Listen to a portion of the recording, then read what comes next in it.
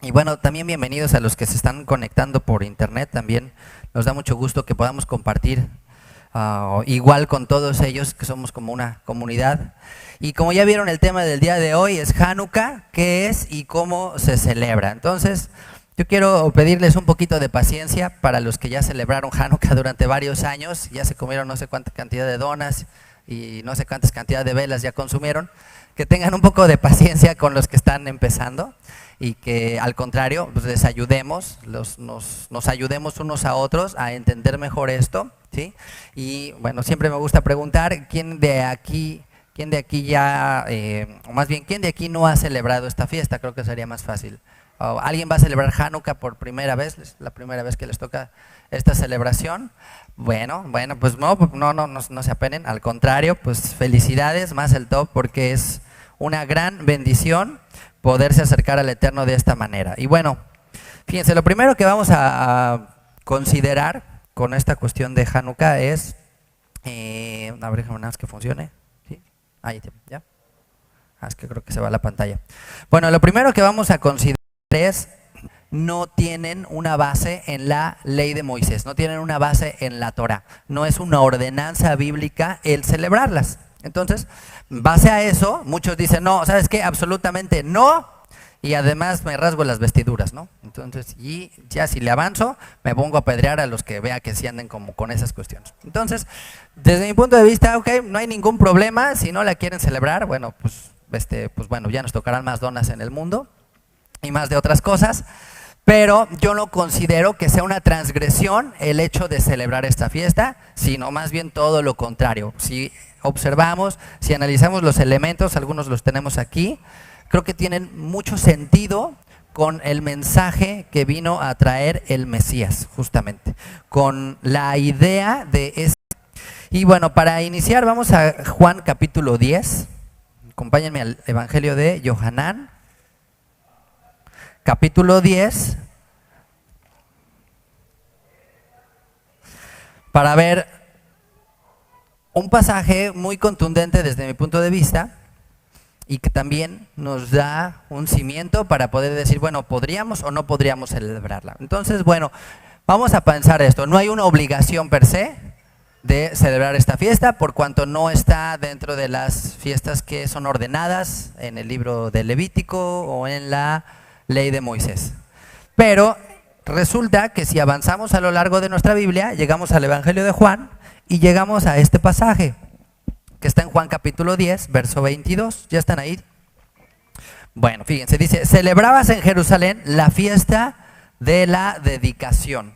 Hay dos fiestas de la dedicación en la Biblia, bueno, que aparecen en la Biblia. Una de ellas es esta. ¿Cuál es la otra fiesta de la dedicación?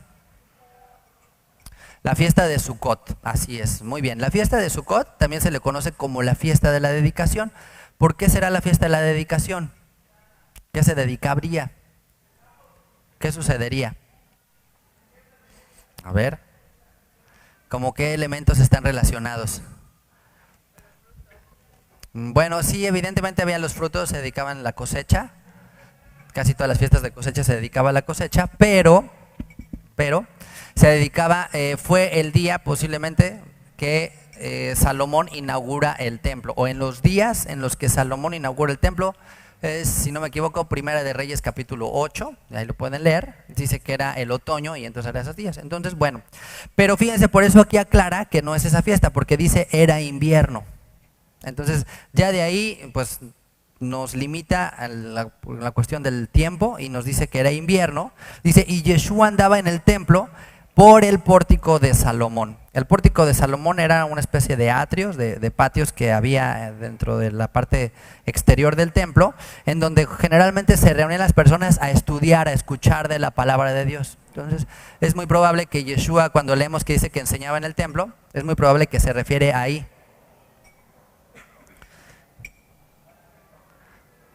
Que se refiere ahí, a esta sección en la que se reunía la gente, iban los maestros de la Torah y entonces empezaban ahí a enseñar. Entonces, y yo creo que era muy ad hoc porque Salomón fue el hombre que representa como que la sabiduría, ¿no?, que viene de Dios y toda esta cuestión. Entonces el pórtico de Salomón era el lugar donde estudiaban y ahí estaba Yeshua y bueno, ya después de ahí le empiezan a cuestionar justamente si él era o no el Mesías.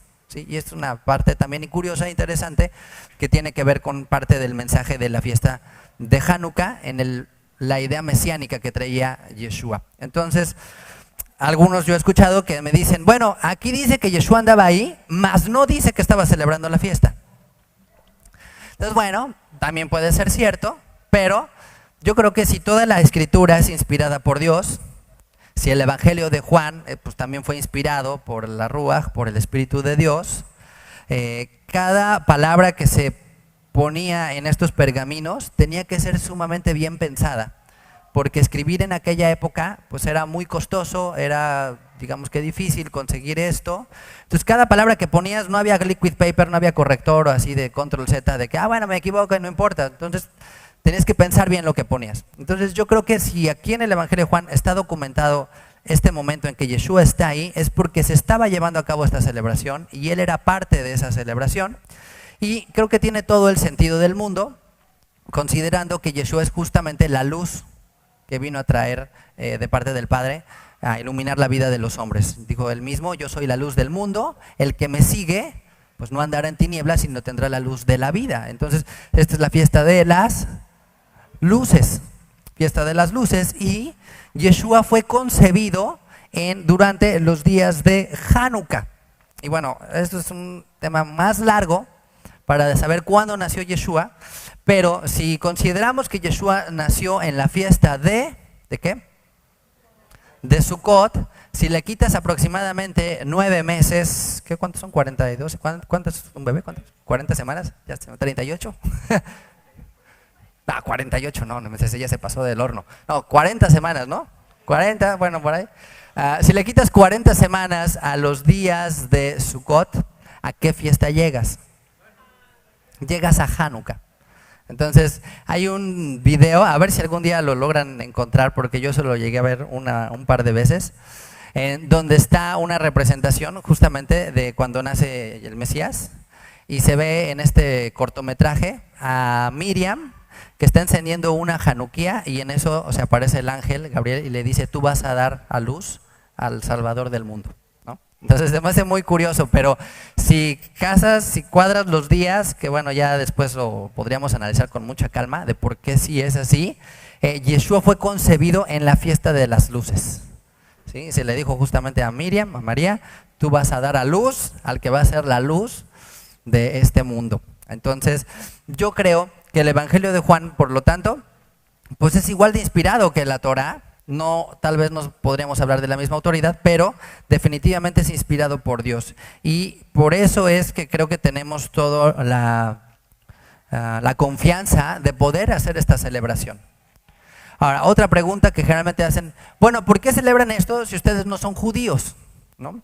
Bueno, la contrapregunta sería, bueno, ¿por qué celebras Navidad si tampoco eres romano? ¿No? O sea, porque la realidad es esa. Si nos vamos a las raíces de las festividades, la verdad es que la fiesta de Navidad no tiene un origen bíblico, ¿sí? Porque según los historiadores hay registros de Navidad antes de que naciera Jesús. Entonces pues dices, a ver, espérame, ¿cómo? Pues si la Navidad es que se nació Jesús y pues ya se estaba haciendo vínculo con el pueblo judío, con el pueblo de Israel. ¿Y cuál es ese vínculo? ¿Cuál creen que es? Bueno, primeramente el Mesías. Nuestra fe, nuestra convicción es que Yeshua es el Mesías y por lo tanto somos injertados. Y segundo, porque finalmente también la palabra dice que Dios va a recibir a todo aquel que se quiera acercar al de todo corazón. Lo que dice en Isaías, que Él va a aceptar a los extranjeros y que va a recibir sus ofrendas y que no los va a ver más como extranjeros ni como advenedizos, también dice la carta a los Efesios, sino como conciudadanos de los santos. Entonces, hay muchas más razones incluso para pensar en por qué sí se puede hacer, ¿ok? Entonces, aunque no está en los libros de la Torá, de la ley, se menciona en el Brit Hadashah, se menciona en los libros deuterocanónicos esta festividad. ¿Han tenido la oportunidad de leer estos libros? ¿Alguna vez la han leído por curiosidad? ¿Sí? Bueno, a los que estuvieron en el instituto les dejamos esa tarea en alguna ocasión. Son unas historias muy, muy interesantes, te describen mucho de lo que sucedió en toda esa época, que es justamente donde termina la ocupación de los medopersas y antes del Imperio Romano. Entonces es como que el huequito que queda entre lo que le diríamos el Antiguo y el Nuevo Testamento, están las historias de los macabeos. Entonces, si quieres saber qué pasó en esa época, ahí está muy detallado, muy bien descrito y sobre todo te inspira muchísimo a leer esto. Entonces, ¿sí queda claro esto? ¿Por qué sí podemos celebrar esta fiesta? ¿Están todos seguros? ¿Convencidos? Bueno, que no les vayan a mover el tapete. Ahora, ¿de qué se trata? Vamos a volver un poco a la historia, vamos a regresar un poco a la historia de esta festividad y déjame cambiar aquí la diapositiva, o alguien está ahí atrás. ¿Por qué no? Ahí está ya. Bueno, fíjense, la historia, pues como dicen, toda fiesta tiene una historia, todos tenemos una historia, ¿verdad? Todos tenemos una historia de que cómo nos conocimos, o cómo llegamos aquí, cómo llegamos a esta ciudad, en fin, ¿no? Todos traemos una historia detrás. Esta fiesta no es la excepción. Creo que es importante conocer el origen de las cosas, porque si no conocemos el origen, no tiene mucho sentido a veces el por qué nada más estar prendiendo aquí las luces, o andar come donas, o andar jugando aquí al dreidel y todo esto, si no entendemos el por qué. ¿Ok? Entonces, esta fiesta, como la mayoría de las fiestas bíblicas, tiene una base justamente en un evento que marcó la historia de Israel, ¿sí? Pero yo creo que es una historia para aquellos que aman particularmente la Torah. Entonces, ¿alguien de aquí ama la Torah? ¿Sí o no? Bueno, entonces ustedes son macabeos. Okay, ahorita se pueden identificar un poco con esta historia, porque de verdad es una historia de personas que aman la Torah, que tienen celo por el Eterno, que les duele ver la idolatría, que ven y que dicen, ay, no puede ser, todo es así, que les duele en su corazón ver que el pueblo se extravíe y se desvíe y se vaya, como dicen, por tortas. Ajá. No, qué mal está esto, ¿no? Y qué pésimo está esta situación. Sí, es una historia de personas que son capaces de hacer algo. ¿Y qué dice la carta de Jacob, llamado Santiago? Dice que la fe sin obras es ¿qué? Es muerta. Entonces, esta no es una historia de muertos, esta es una historia de vivos, de personas que están dispuestas a decir, ¿sabes qué? Yo sí tengo que hacer algo. Yo no me puedo quedar nada más lamentándome o pues volteando la cara, viendo cómo sucede tal cosa. Son de personas, y yo te pregunto esto, ¿qué tanto estás tú dispuesto por defender tu fe? ¿Hasta qué punto llegarías? ¿A matar a alguien? No, dicen, no, matar no. Bueno, hubo gente que estuvo dispuesta, tal vez no a matar exactamente, porque ya se me asustaron diciendo, caray, este está medio musulmán acá, radical, ahorita empieza acá empieza aquí con su chaleco de bomba, ¿no? Y empieza el discurso musulmán. No se vayan a ese extremo, no se vayan más bien por ese lado, pero sí se vayan a ese extremo. ¿En qué sentido? Ok, no estás dispuesto a matar a alguien, pero sí estás dispuesto a morir. Sí estás dispuesto a morir. Y mira, la verdad es que esta es una reflexión para todos, no nada más es para las personas que llevan poco tiempo o que conocen, al contrario, yo creo que esto es un llamado más bien a los que tenemos más tiempo y de decir, pues realmente cuánto amo esto, qué tanto me importa esto, en qué prioridad tengo esto en mi vida. Si a veces no puedo levantarme temprano para llegar aquí, ¿cómo voy a estar dispuesto a morir, no?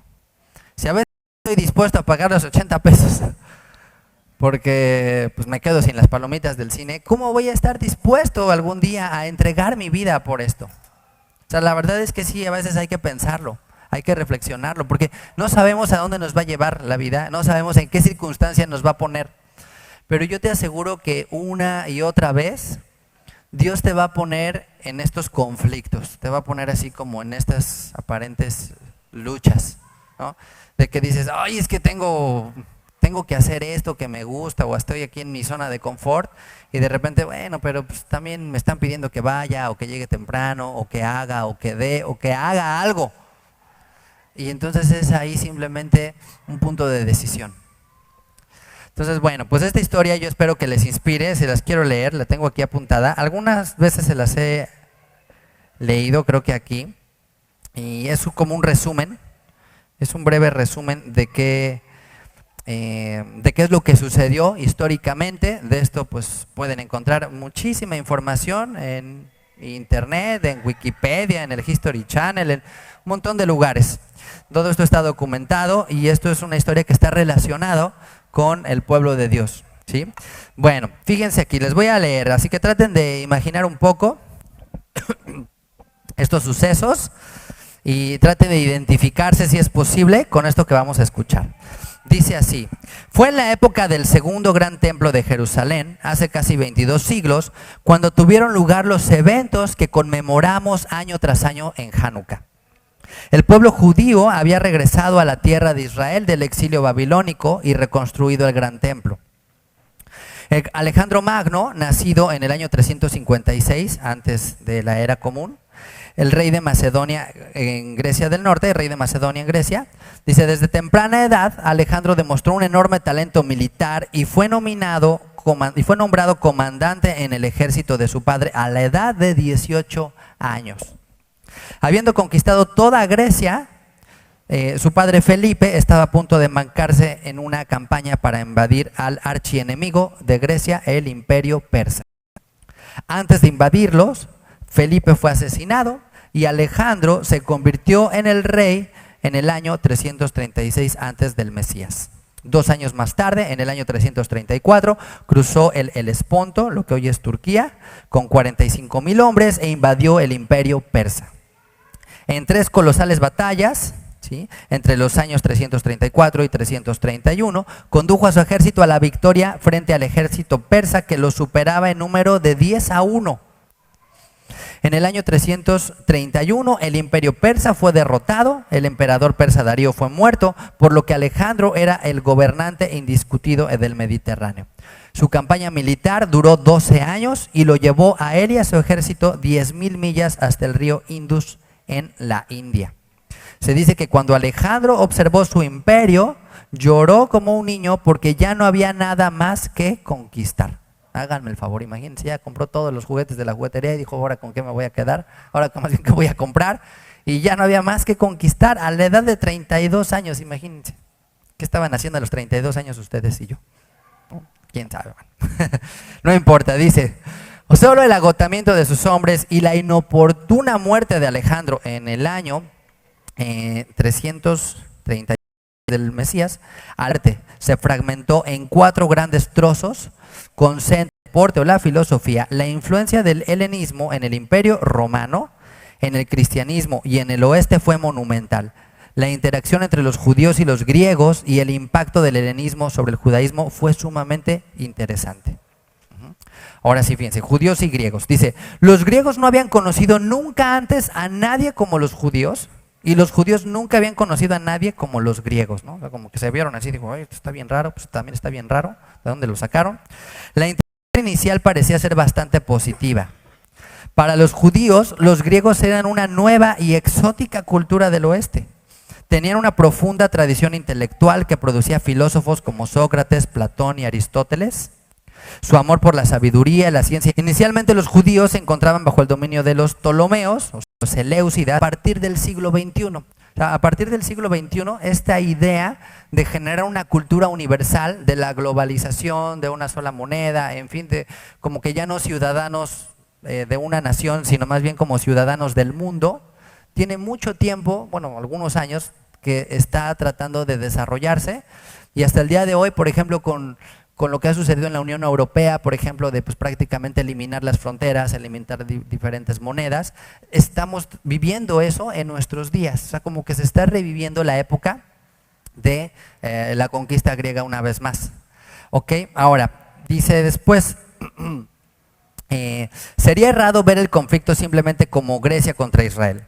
Tensiones internas en la comunidad judía contribuyeron de forma significativa al conflicto. Muchos de los judíos helenizados tomaron el asunto en sus manos e intentaron ayudar, entre comillas, a sus hermanos más tradicionalistas, arrastrándolos fuera de lo que ellos percibían como creencias primitivas, para introducirlos así al moderno mundo de la cultura griega, ¿no?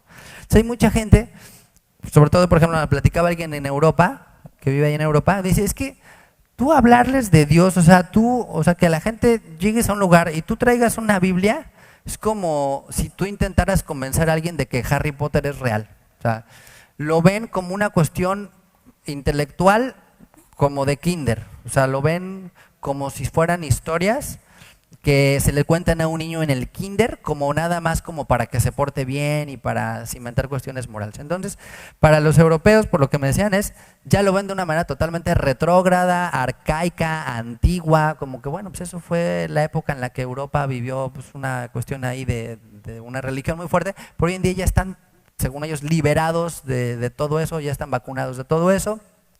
Les platicaba que gran parte de las iglesias que hay en Europa ya no saben ni qué hacer con ellas, porque están abandonadas y entonces pues, las ponen en bares, restaurantes, librerías, o sea, no hay ni qué hacer con las iglesias. Entonces es lo que estamos viviendo el día de hoy, lo que se vivía en este momento como diciendo, ¿sabes qué? Los judíos helenistas les decían, pues ya déjense de esas cosas antiguas, mira cómo nos ha ido, mejor ya vámonos a la modernidad, ¿no?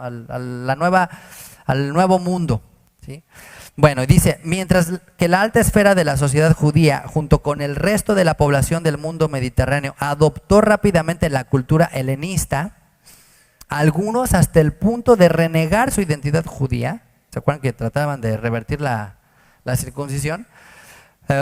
Para que vean que las cirugías plásticas no eran nada más de esta época, sino ya desde esa época se inventaron las cirugías plásticas. ¿Y ustedes creen que los griegos que todo lo que proyectaban era el culto al cuerpo, a la belleza, a toda esta idea, pues no tenían o buscaban tener más cirugías y cosas así de que pues, se tratan de quitar que la nariz y que esto y que lo otro? O sea, sí, no, eso no ha cambiado, el hombre no ha cambiado.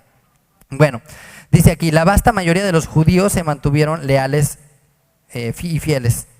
Dice, este rechazo del estilo de vida helenista fue visto por ese grupo como una gran hostilidad por muchos griegos y fue considerado como una forma de rebelión. ¿Por qué para los judíos era tan difícil mantener y defender la filosofía griega? Para algunos, la respuesta es clara. Los griegos defendían la supremacía y la primacía del hombre. Estatus, deporte, filosofía, ¿sí? Grecia dominaba el mundo y su actitud era reflejada en cada campo de los talentos del hombre. Una vez más, el arte, la literatura, la música, la ciencia, la belleza, ¿sí? Aristóteles y Platón cambiaron la visión filosófica, mediante eso moldearon a la civilización occidental. Por eso es que muchas líneas del pensamiento de muchas profesiones, de medicina, de arquitectura, de psicología, de un montón de derecho, de muchísimos ámbitos, tienen su base en la cuestión griega. Entonces, bueno, pues hay de repente, pues sí, como que meterte a ver si sí es o no es, o sea, si estamos bien o estamos mal, porque no puedes abrazar todo, porque ya viene leudado. Entonces hay que separar, que es parte de lo que decía hace ratito, ¿ok? Entonces dice, en cambio el judío defendía la supremacía de Dios, no la supremacía del hombre. La grandeza del hombre es participar en la creación como un socio de Dios. ¿Se dan cuenta de la diferencia?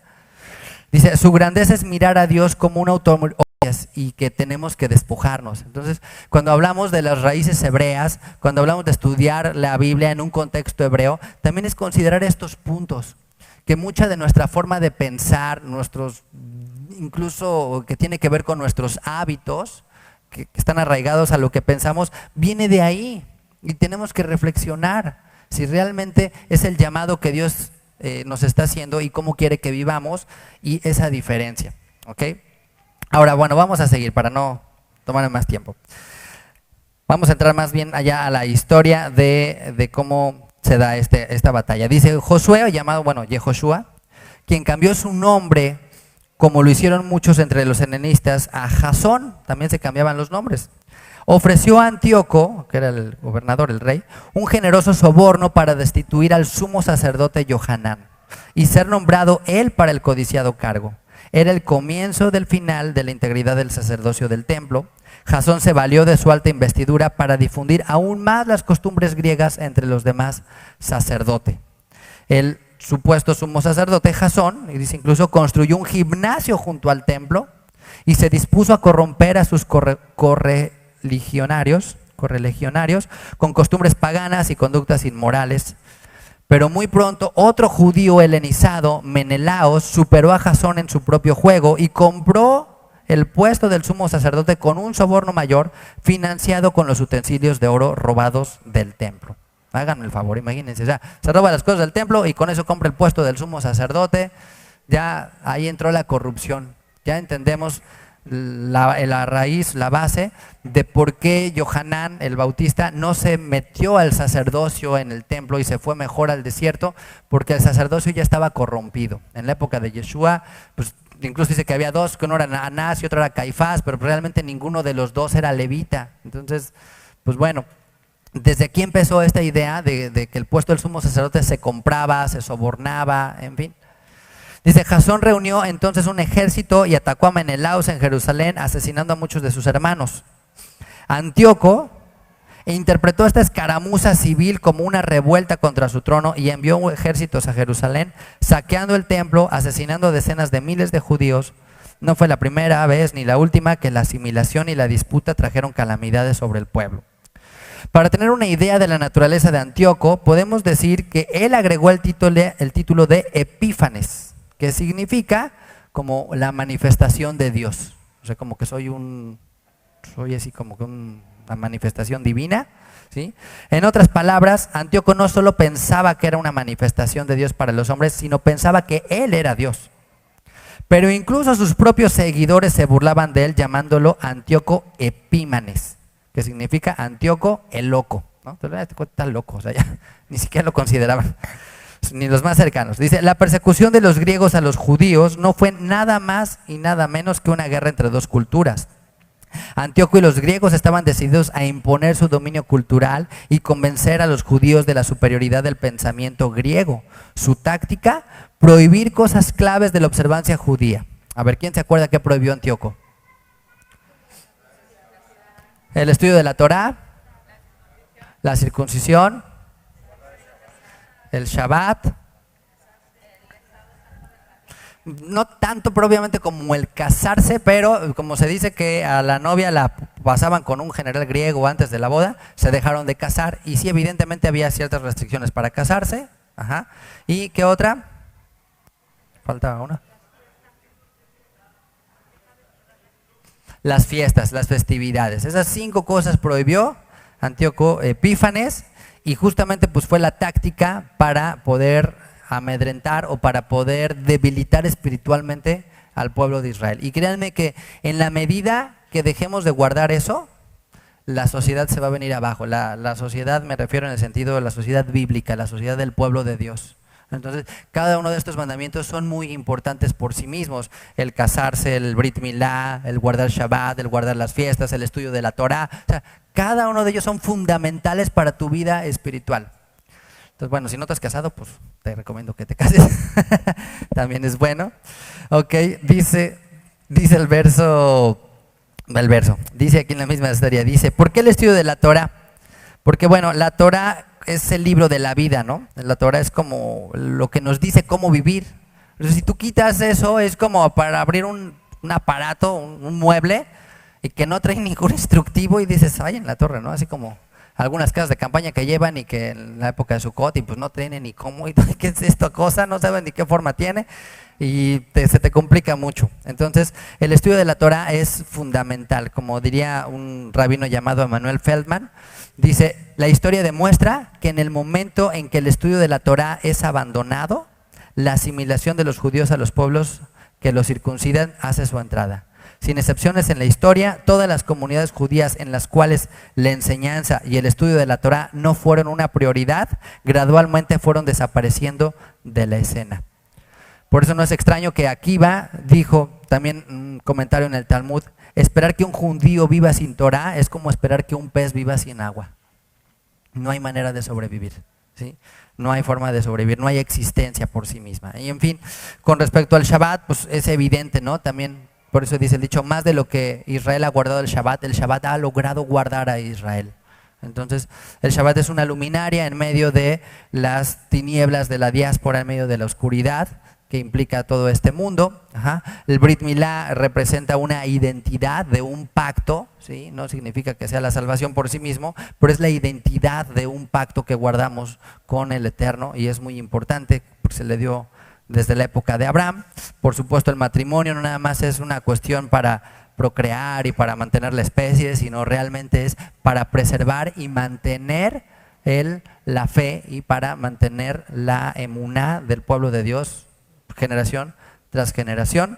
Y finalmente el calendario de fiestas, bueno, pues es lo que le da mucho sentido año tras año a nuestra vida. Entonces, dice el libro de los Macabeos, lo describe de la siguiente forma: mucho después, el rey mandó un senador ateniense para obligar a los judíos a abandonar la ley de sus padres, para que dejaran de vivir según las leyes de Dios, y también para profanar el templo de Jerusalén y llamarlo el templo del Zeus olímpico.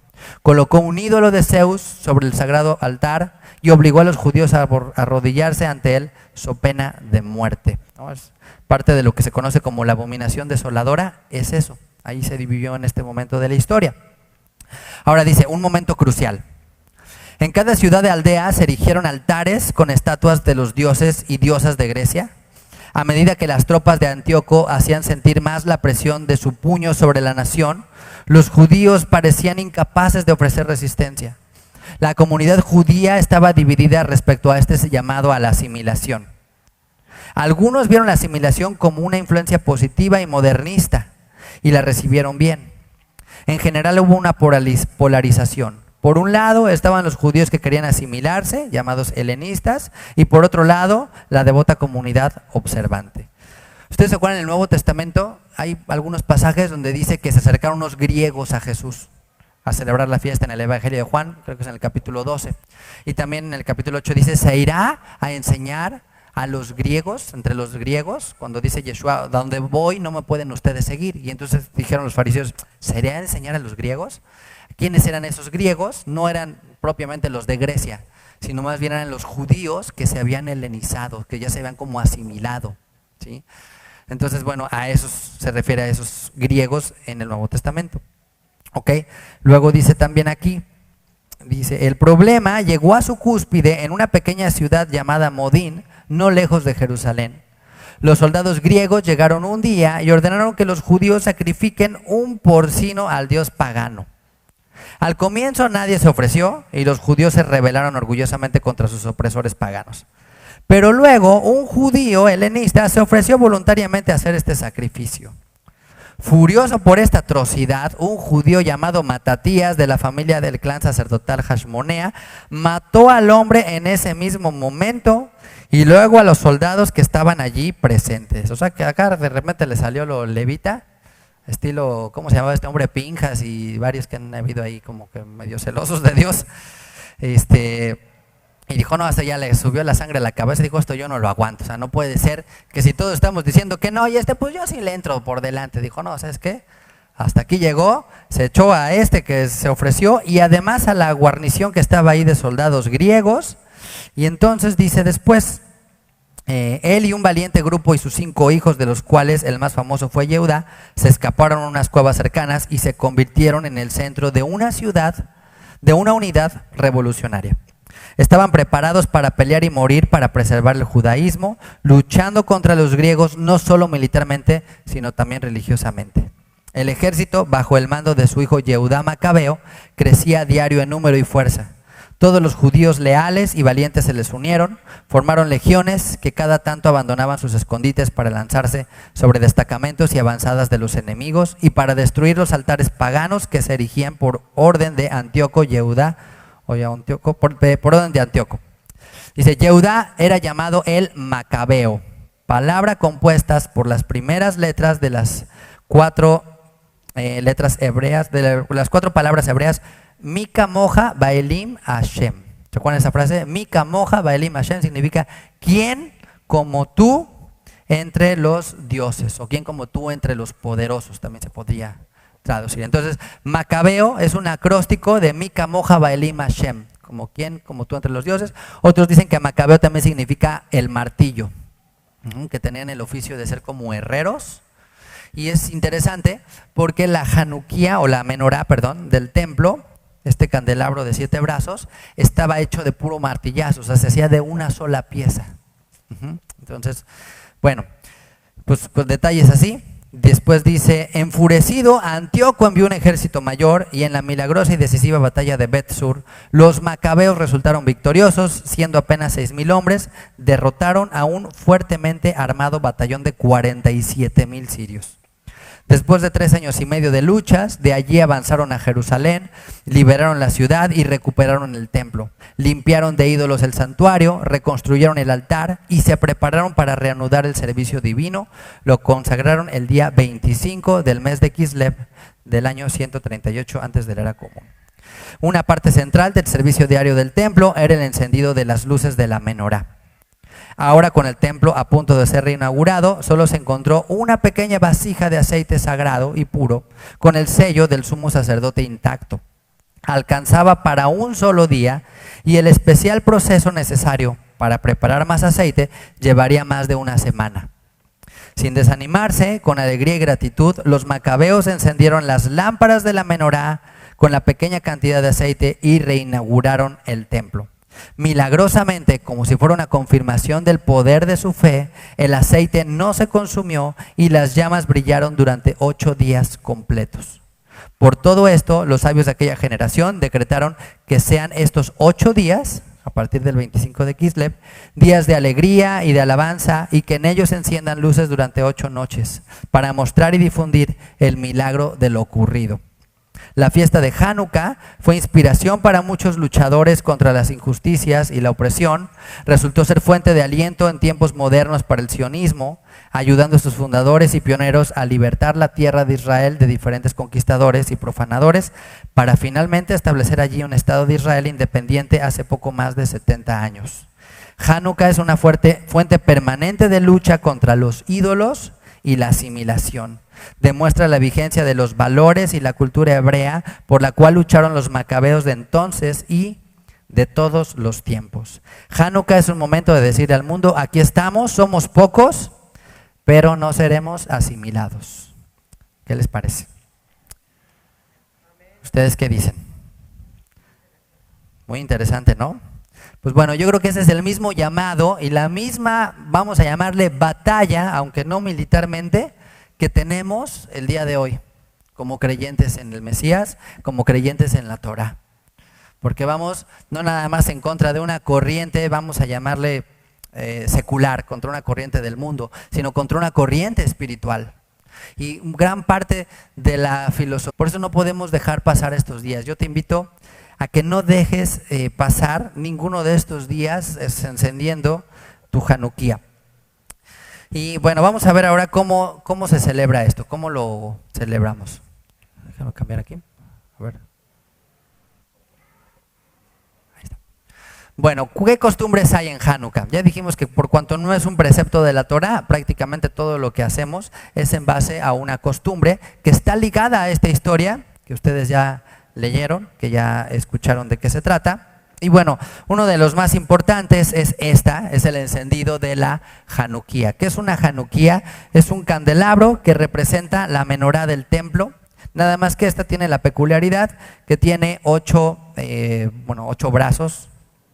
Bueno, en realidad son 9, ahorita aclaramos esta idea de si son 8 o son 9, o cuántas cuentan ustedes, pero bueno, ahorita pasamos al punto que es, si nos colocamos de frente a nuestra Hanukkah, el encendido es al revés, nada más, así está, para no complicarlo. Entonces, te paras de frente a tu Hanukkah, las vas colocando de derecha a izquierda cada noche. La primera noche, pues es obvio que está muy fácil, ya la encendemos, ahorita explicamos cómo, la vela piloto, y con la vela piloto encendemos nuestra luz y las dos quedarían aquí colocadas, encendidas. Dice la halajá que al menos debe de durar 30 minutos.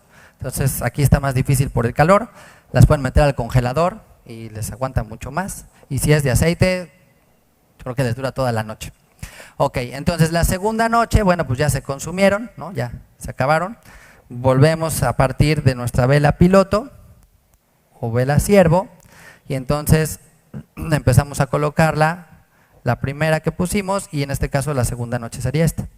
Y la que empezamos a encender es la última que coloquemos. O sea, siempre empezamos de la nueva. Entonces empezamos de aquí para acá. ¿Ok? Y la tercera noche, bueno, vamos aquí, empezamos esta, luego esta, luego esta. ¿Ok? ¿Está difícil? Bueno, si tienen dudas o de repente, no puse atención, bueno, me preguntan, no pasa nada, no se preocupen. porque a todos nos ha pasado, no lo digo por ustedes, lo digo también por mí, a todos de repente, caray, era derecha, izquierda, bueno, si de plano tampoco me pueden contactar, no saben ni cómo, pues préndanlas como se pueda, Dios les dio a entender, no va a pasar nada, pero bueno, pues son simplemente detalles, se le llaman alágicos de cómo se encienden, ya les comenté, se considera que hay que encenderla durante 30 minutos como mínimo. Se colocan generalmente en una ventana, ¿cómo se pueden encender? O cómo se enciende la Januquía, pueden ser velas, como ya vieron, o puede ser por medio de aceite, que bueno, aquí no es a veces tan sencillo, porque bueno, implica tener algunos de estos vasos, hay gente que tiene otro tipo de vasitos, y para ello se requiere, por ejemplo, usar un petilit, que es esta cosita chiquita, que tiene un pabilo, o esta mechita, a ver, ahorita se les enseño. Que esto es un pedazo de corcho, bueno, para los que están aquí, porque si no, no van a verlo, este es un pedacito de corcho con un recubrimiento como de aluminio, y se le introduce un pabilo que puede ser de, bueno, puede ser de varias cosas, puede ser de algodón, puede ser de lino, y no me acuerdo qué otro material. Entonces ya se mete aquí,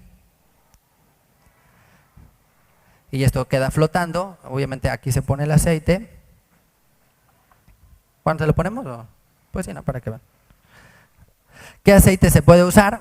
Pues aceite de oliva es lo ideal, porque el milagro sucedió con aceite de oliva. El aceite de oliva era el que se producía para el templo, ¿sí? Y además tiene un significado muy hermoso, porque los olivos en Israel son árboles, bueno, en general en cualquier lugar, que duran hasta miles de años. En Getsemaní hay olivos que tienen 2000 años. Y te dicen, esos son los olivos que estuvieron cuando Yeshua estaba orando. Entonces, pues sí, ahí sí es bastante probable, si fuera exactamente ese lugar, que fueran esos mismos. Entonces se coloca el aceite de olivo, que es lo que recuerda el aceite que se usaba en el templo. Y el olivo también tiene varios significados muy hermosos, porque representa al pueblo de Israel, ¿sí? Y el aceite representa ¿qué en la Biblia? Representa la unción, representa el Espíritu de Dios. Entonces, bueno, aquí ya está el aceite. Se pueden pasar adelante si no. Y ya se pone uy, es que le puse muy poquito. Ahí está. Y bueno, aquí ya flota, y ya se enciende, y ya quedaría encendido. Ahora, ¿cómo le hacen? ¿Y cómo le hago para prender aquí con la vela siervo? Esa pregunta yo también me la hacía con las velas. Cuando yo veía las januquías de aceite, decía, bueno, ¿y pues cómo le hacen?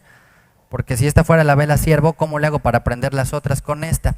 Entonces, bueno, lo que se toma es, hagan de cuenta, un encendedor o un cerillo o una vela, por ejemplo. Entonces, si esta fuera la vela siervo, tomo del fuego de esta y enciendo las demás. Pero parto de este fuego, parto de la vela siervo, ¿ok?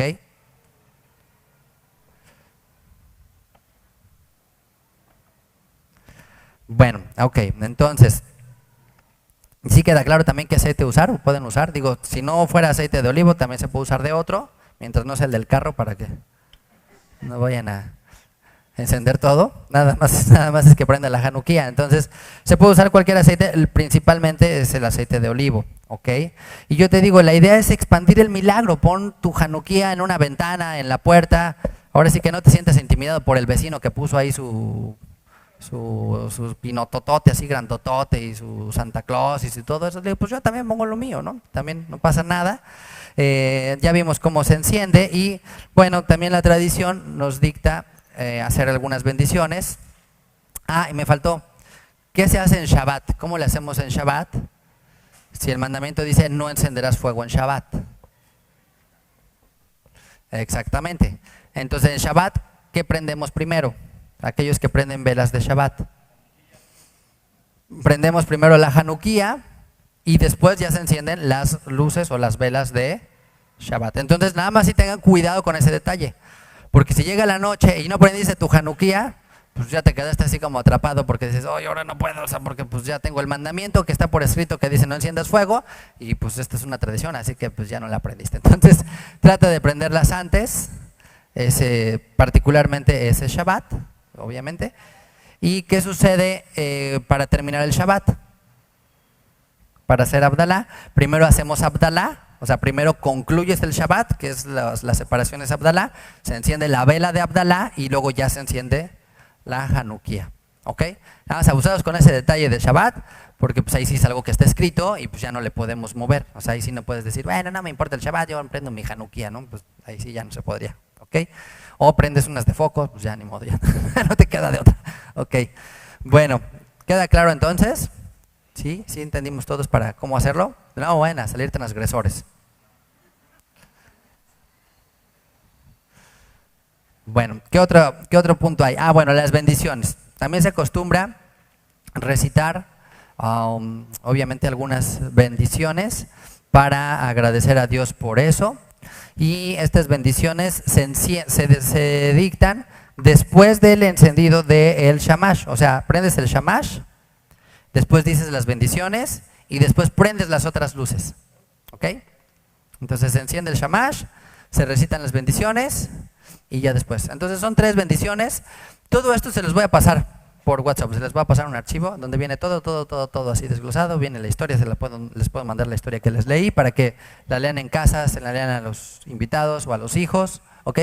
Les paso también estas bendiciones por escrito, que es Lehadlik, que básicamente es que nos permites o nos ordenas encender las luces de Hanukkah, Shashan y Sim, que es que nos permitiste, que obraste milagros, perdón, con nuestros padres en tiempos pasados, en esta época. Y la última es la de Sheheyanu. Sheheyanu es la última bendición que solo se dice la primera noche. ¿Okay? Entonces la primera noche se dicen 3 bendiciones, las siguientes noches solo las 2 primeras, que esta se recita también en otras festividades, que tiene que ver con que nos conservaste, nos preservaste la vida y nos permitiste llegar hasta este momento. ¿Ok? Bueno, ¿qué otras costumbres hay? Y aquí es donde les van a gustar. ¿Qué otras costumbres? Bueno, a comer donas y cosas aceitosas. ¿Por qué? ¿Por qué creen? Por el milagro del aceite. Entonces, si el aceite es uno de los elementos más importantes de la fiesta, estoy diciendo, bueno, pues como no nos podemos tomar el aceite así de pues, no mentes, entonces, pero pues, sí podemos ponerle aceite a las cosas, entonces vamos a comer esas cosas que tienen aceite. Entonces, pues buñuelos, churros, ¿qué más? Donas, ¿qué más? Tacos dorados, ¿qué otras cosas les gustan? Recuerda esta parte del aceite. Maot Hanukkah, ¿qué es Maot Hanukkah? Regalos o dinero a los niños. Así que no hablen en voz alta porque están todos ahí metidos, así que, pero es una costumbre, pero pues también es un momento propicio, yo creo que también para el acercamiento, que nos permite acercarnos a ellos y a ellos mismos vivir las fiestas con alegría. Entonces, pues hay quien le da 8 regalos, un regalo por cada día o un regalo al final, ¿sí? ¿Qué otra cosa es importante? Mantener la alegría y buscar la unidad y la santidad en estos días. Es punto principal de la fiesta, ¿no? Y finalmente también otra costumbre, jugar al dreidel. ¿Sí? ¿Qué es jugar al dreidel? Fíjense, dijo Yeshua también, en verdad os digo que el que no recibe el reino de Dios como un niño, no entrará en él. Así que, para que tampoco no pongan cara de enojones, por lo menos los días de Hanukkah, ¿sí? ¿Qué es el dreidel? El dreidel es una perinola, o pirinola. En México creo que estamos muy familiarizados, ¿va? Esta es una mexicana, un dreidel mexicano. De toma 2, todos pon 1, toma 1. ¿Todos jugaron esto? Bueno, para los centennials esto era, hagan de cuenta, como un PlayStation, más o menos de esa época, pero no se le descargaba la batería, un montón de cosas hacía. Y bueno, yo no sé si de ahí viene la costumbre, me decían si de la cuestión mexicana de ahí viene de esto del dreidel, la verdad es que no lo sé. Sería interesante investigarlo. Pero bueno, miren, este es un dreidel. Es una pirinola de 4 caras que tiene 4 letras, que es la letra Nun, Gimel, Hei y Shin. ¿Ok? Nun, Gimel, Hei y Shin forman un acróstico que es Nesh, Gadol, Haya, Sham. Es un gran milagro, ocurrió allí. ¿Y cuál es la historia de este juego? Como leímos, como escuchamos, los griegos prohibieron el estudio de la Torah. les prohibían estudiar la Biblia. Entonces había como policías que andaban pasando por las casas, checando a ver quién andaba con su Biblia. Entonces, si viviéramos en esa época, ahorita ya se los hubieran tronado a todos ustedes, porque yo digo, no, yo traigo mi iPad y pues, no, ay, no es cierto. No, pues no podían estacar las Biblias así por así, no podían así llegar con su Biblia ahí bajo el brazo. Entonces llegó un punto en que dijeron, bueno, ¿sabes qué? Al que esté estudiando Torah, que esté estudiando Biblia, lo metemos a la cárcel o lo matamos.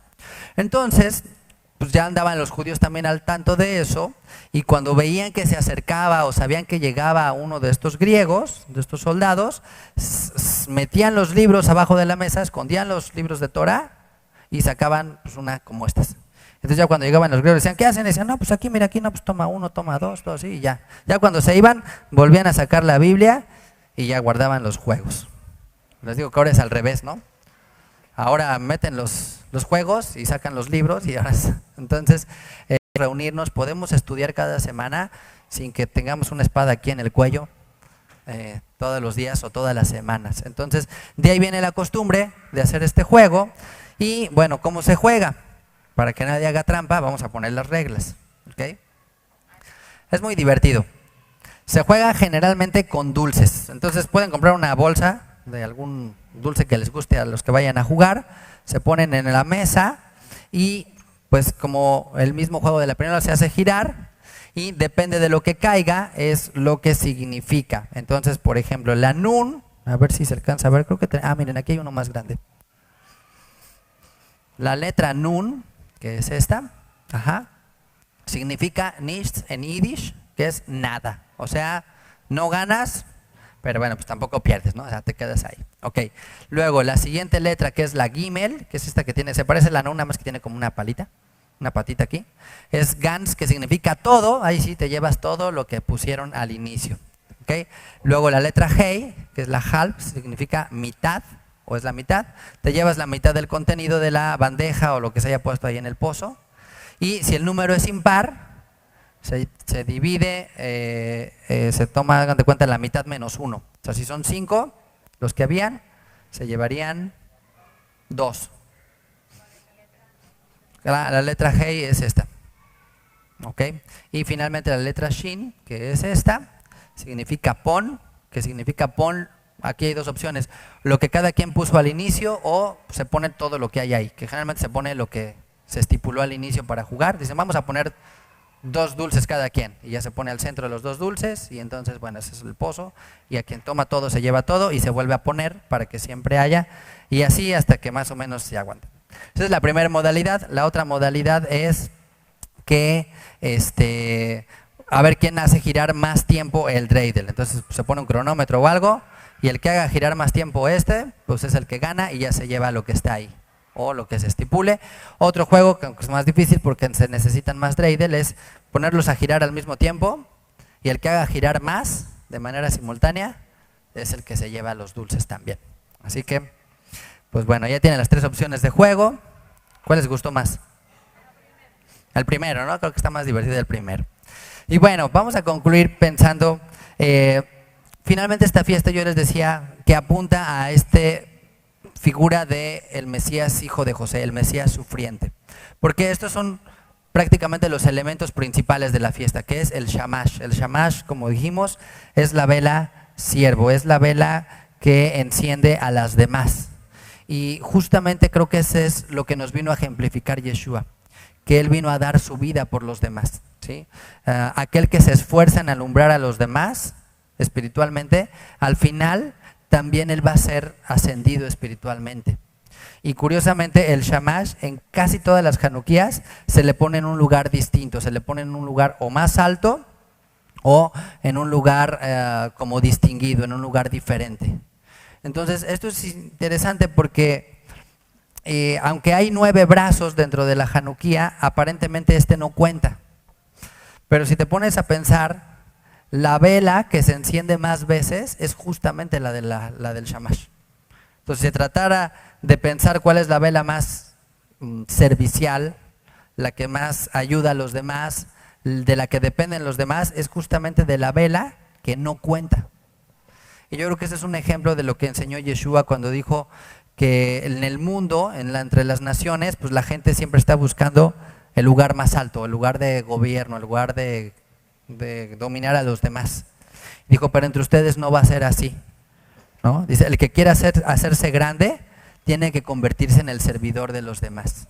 Y dice, porque el Hijo del Hombre no vino para ser servido, sino para servir y para dar su vida en rescate por muchos. Y ese es el llamado que todos tenemos. Y la luz, porque es un elemento importante de la fiesta, así se llama la festividad. Yeshua vino a iluminar la vida de los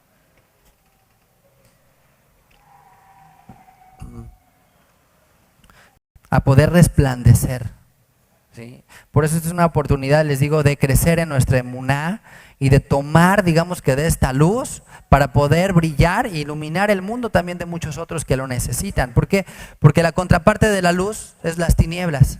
Y las tinieblas representan la parte negativa de este mundo, la depresión, el enojo, ¿qué más? La ansiedad, el pesimismo, tantas cuestiones negativas que hay en la vida, podemos decir que se van del lado oscuro, ¿sí? La luz es lo opuesto y eso es lo que necesita más este mundo. La gente lo que menos necesita es todo este entorno negativo de tinieblas, de oscuridad.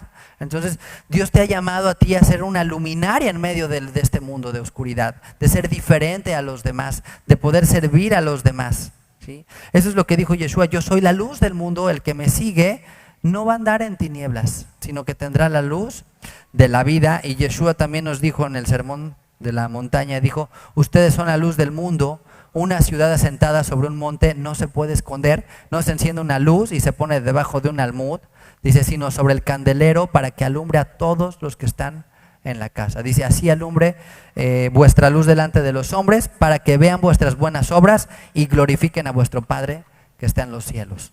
Porque tenemos ese llamado como macabeos de esta generación de ser luz también. El aceite, como les comenté, es el elemento que producía la luz en el templo, ¿sí? No había velas, ¿sí? Algunos rabinos no están muy de acuerdo con las velas, pero bueno, yo no le veo problema. Pero el aceite sí es el elemento principal para producir la luz. Y hay toda una historia muy interesante, y ya lo estudiaremos en la apertura, de por qué el aceite representa el Espíritu de Dios, por qué el aceite representa a los mismos creyentes, porque es como el combustible para que hacer que las cosas puedan arder, para que hacer que las cosas puedan ser luz finalmente. Entonces, la Hanuquía del templo, la menorá del templo, no servía de nada, ni aunque fuera de oro, si no tenía aceite que la iluminara. Entonces, pues tenían la menorá enorme así del templo, pero no tenían aceite. Entonces, pues es como que, como no sé, tener tu super iPhone 11 Pro, no sé qué, pero pues no tiene pila o no tiene señal, dicen, no, pues qué porquería, pues ya mejor lo tiro, ¿no? Ay, bueno, no es para tanto, pero ya no sirve. O sea, ¿de qué te sirve un celular en una isla desierta ahí? Ya no hay batería, no hay señal, no hay nada, pues ya no tiene valor. Entonces la menorá, sin el aceite, pues ganas, pero que le falta es el combustible. Entonces el aceite también, como vimos, representa el espíritu. Y las cosas que batallas en la vida es porque nos falta el espíritu, nos falta el aceite, ¿sí? Y bueno, el número 8, por los 8 días de la fiesta, los 8 brazos que se ponen de la Hanuquía, pero el 8 también representa la eternidad, ¿sí? Ya ven que el símbolo del 8 es así como el infinito, es justamente eso. El 7 representa el mundo natural, el 8 representa el mundo sobrenatural, ¿sí? Y si algo dejó claro Yeshua cuando vino es que Él es el único que murió y resucitar para mostrarnos que hay algo más allá de este mundo natural, que hay algo más allá de este mundo terrenal. Entonces el 8 representa también ese número que te conecta lo físico con lo espiritual, lo terrenal con lo celestial. Entonces la idea de Hanukkah es elévate sobre el mundo terrenal y accede a un mundo espiritual, accede a un mundo sobrenatural, lleva una vida sobrenatural, lleva una vida diferente y trascenderás del 7 al 8, que es la eternidad. ¿Ok? Bueno, pues muy bien, pues ¿alguna duda? ¿Algún comentario? ¿Todo claro? ¿Ya saben cómo jugar al dreidel?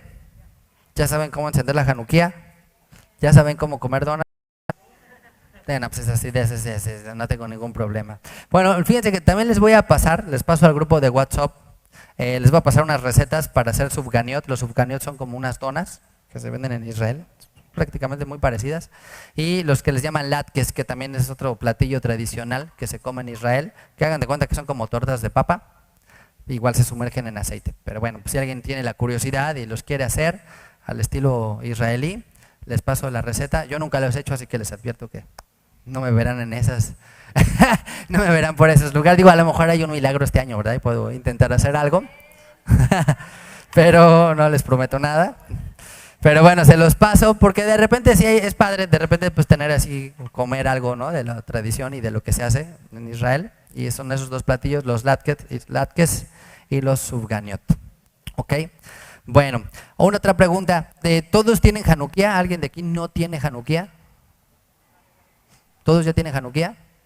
¿No tienen Hanukkah? ¿Tampoco tienen Hanukkah? No. Ah, yo pensé que yo no tengo. Ah, ok, bueno, ya salió. Ah, ok, ya te van a ofrendar una. Bueno, ahí vemos cómo le conseguimos ahí atrás. Sí, claro, la puedes hacer. Ahora, la verdad es que no tengo imágenes aquí, pero si buscas en internet, tampoco tiene que ser acá una de estas de, oye, no, pues es que esta la hizo, no la hice, la verdad es que la compré, ¿no? Pero hay muchas maneras de hacer una Hanukkah, desde la manera más simple, tal cual yo lo he visto y sin problemas en Israel, es pones tus 8 vasitos, le puedes poner pues una velita, ¿no? Y ya con eso tienes tus 8 luces. En total, ¿cuántas luces deben de tener? Si le vas sumando para que todos los 8 días, necesitas 44. ¿Ok? Para que hagan la cuenta, porque dices, pues aquí tengo las 8, no, pero pues eso no te va a alcanzar. Entonces son 44 luces para encender todos los 8 días completo, como debe de ser cada día la Hanukkah, añadiendo una luz cada noche. Bueno, pues ¿qué más? Sí, no, del aceite les va a sobrar muchísimo. La verdad es que le pueden poner agua y mitad aceite, y te dura bastante. El aceite siempre flota sobre el agua, así que es lo que queda arriba. ¿Sí? Bueno, pues muy bien, pues ¿qué les parece si nos ponemos